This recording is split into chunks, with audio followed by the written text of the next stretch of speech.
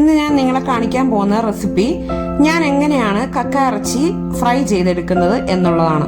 അപ്പോൾ എല്ലാവർക്കും എൻ്റെ പുതിയൊരു വീഡിയോയിലോട്ട് സ്വാഗതം. എൻ്റെ ചാനൽ ആദ്യമായിട്ടാണ് നിങ്ങൾ കാണുന്നതെങ്കിൽ ഒന്ന് സബ്സ്ക്രൈബ് ചെയ്യുകയും തൊട്ടടുത്തുള്ള ബെല്ലൈക്കണിൽ ക്ലിക്ക് ചെയ്ത് ഓൾ എന്ന് പറഞ്ഞ ഓപ്ഷൻ ഇനേബിൾ ചെയ്തിട്ടാൽ ഞാൻ അപ്ലോഡ് ചെയ്യുന്ന ഓരോ വീഡിയോസിന്റെ നോട്ടിഫിക്കേഷൻസ് നിങ്ങൾക്ക് ലഭിക്കുന്നതായിരിക്കും. ഇനി നമുക്ക് കക്ക ഇറച്ചി ഫ്രൈ എങ്ങനെയാ ചെയ്യുന്നതെന്ന് നോക്കാം. ഇത് 1/2 കിലോ കക്കാറച്ചി എടുത്ത് ക്ലീൻ ചെയ്ത് വെച്ചിട്ടുണ്ട്. വെള്ളമൊക്കെ നല്ലപോലെ പിഴിഞ്ഞ് കളഞ്ഞതിന് ശേഷം എടുത്തു വെച്ചിരിക്കുന്നതാണിത്. ഇനി ഇതിലോട്ട് 3 ടേബിൾ സ്പൂൺ കറി പേസ്റ്റ് ചേർത്ത് കൊടുക്കാം. ഈ കറി പേസ്റ്റ് എങ്ങനെയാ ഉണ്ടാക്കുന്നതെന്നും ഇതിന്റെ ഉപയോഗം എന്താണെന്നും ഒക്കെ ആയിട്ട് ഞാൻ ഒരു വീഡിയോ ഇതിനു മുമ്പ് ചെയ്തിട്ടുണ്ട്. ആ വീഡിയോയുടെ ലിങ്ക് ഞാൻ ഈ വീഡിയോയുടെ ഡിസ്ക്രിപ്ഷൻ ബോക്സിലും ഈ വീഡിയോ തീരുമ്പോൾ നിങ്ങൾക്ക് എൻഡ് സ്ക്രീനായിട്ടും അതിന്റെ ലിങ്ക് നിങ്ങൾക്ക് കാണാൻ പറ്റുന്നതാണ്. ഈ കറി പേസ്റ്റ് ഉണ്ടാക്കി വെച്ചാലുള്ള പ്രയോജനങ്ങളും അത് വെച്ചിട്ട് എന്തൊക്കെ ഉണ്ടാക്കാൻ പറ്റുമെന്നൊക്കെ ഡീറ്റെയിൽ ആയിട്ട് ഞാൻ ആ വീഡിയോയിൽ പറഞ്ഞിട്ടുണ്ട്. അപ്പോൾ നിങ്ങൾ ഉണ്ടാക്കി ഇതൊന്ന് ഫ്രിഡ്ജിൽ സ്റ്റോർ ചെയ്യുക.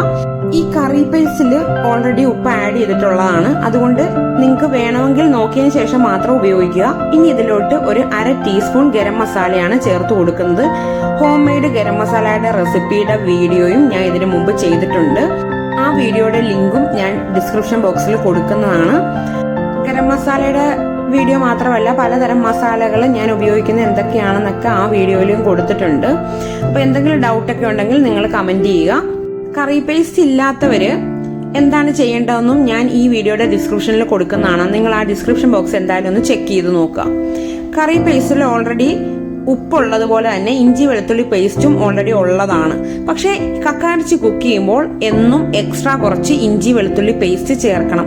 ഞാൻ ഏകദേശം 2 ടീസ്പൂണോളം ഇഞ്ചി വെളുത്തുള്ളി പേസ്റ്റ് ഇതിൽ എക്സ്ട്രാ ചേർത്ത് കൊടുത്തിട്ടുണ്ട്. ഇത്രയും ചേർത്ത് നല്ലതുപോലെ ഒന്ന് മിക്സ് ചെയ്ത് ഏകദേശം 10 മിനിറ്റോളം ഒന്ന് മാരിനേറ്റ് ചെയ്ത് വെച്ചിട്ട് ഇത് നിങ്ങൾ ലോ ഫ്ലെയിമിൽ 10 മിനിറ്റ് നിങ്ങൾ കുക്ക് ചെയ്യുക. എക്സ്ട്രാ വെള്ളം ഒന്നും ചേർത്ത് കൊടുക്കേണ്ട ആവശ്യമില്ല. ഈ കക്കയിറച്ചി വെന്ത് വരുമ്പോൾ ഇതിനകത്ത് വെള്ളം ഉണ്ടെങ്കിൽ ഇറങ്ങി വരും.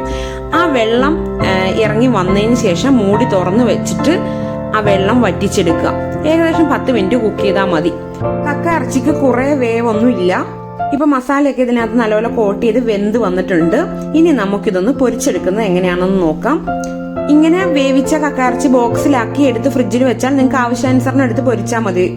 അപ്പോൾ ഇനി നമുക്കിതൊന്ന് പൊരിച്ചെടുക്കാം. ഒരു പാൻ അടുപ്പിൽ വെച്ച് ചൂടായി വരുമ്പോൾ കുറച്ച് വെളിച്ചെണ്ണ ഒഴിച്ചു കൊടുക്കുക. പൊരിച്ചെടുക്കുക എന്ന് പറഞ്ഞാൽ നിങ്ങൾ ഡീപ് ഫ്രൈ ചെയ്യാൻ മാത്രം വെളിച്ചെണ്ണ ഒന്നും ഒഴിച്ചു കൊടുക്കേണ്ട ആവശ്യമില്ല. ഇനി ഇതിലോട്ട് കക്കയിറച്ചി എടുത്തിടുക. എന്നിട്ട് ചെറിയ തീയിൽ വെച്ച് ഇടയ്ക്കിടയ്ക്ക് ഇളക്കി കൊടുക്കണം. അങ്ങനെ പൊരിച്ചെടുക്കുക. ഈ പൊരിച്ചെടുത്ത് വരുമ്പോൾ ഈ കക്കയിറച്ചിയിൽ മസാലയൊക്കെ പൊതിഞ്ഞ് നല്ല പോലെ പാകമായിട്ട് ആ പച്ചമണമൊക്കെ മാറി ഡ്രൈ ആയിട്ട് വരും. ആ സമയത്ത് നമുക്കിത് ഉപയോഗിക്കാവുന്നതാണ്. ഇതിനി ഒരു സെർവിങ് പ്ലേറ്റിലോട്ട് മാറ്റാം.